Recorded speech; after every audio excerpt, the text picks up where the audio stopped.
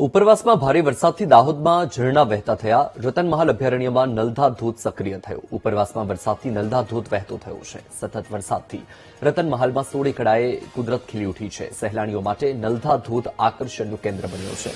દ્રશ્ય તમારી TV screen પર નલધા ધોધના રતનમહાલથી આ દ્રશ્ય સામે આવ્યા છે, જ્યાં એક તરફ દાહોદમાં વરસાદી માહોલ છે, સાથે જ ઉપરવાસમાં પણ વરસાદ છે અને પાણીની આવક પણ યથાવત છે. ત્યારે નલધા ધોધ કે જે હાલ સક્રિય થઈ ઉઠ્યો છે અને મોટી સંખ્યામાં સહેલાણીઓ પણ અહીં આ જે ધોધ છે એ ધોધને નિહાળવા માટે પહોંચી રહ્યા છે.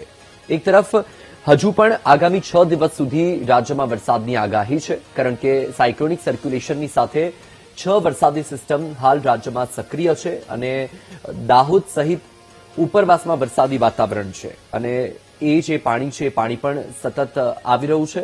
ત્યારે હાલ આ દ્રશ્ય તમારી ટીવી સ્ક્રીન પર નલધા ધોધ કે જે સોળે કળાએ ખીલી ઉઠ્યો છે. આસપાસ હરિયાળી છવાઈ ગઈ છે અને હાલ આ જે કુદરતી સૌંદર્ય છે એને નિહાળવા માટે લોકો પહોંચી રહ્યા છે.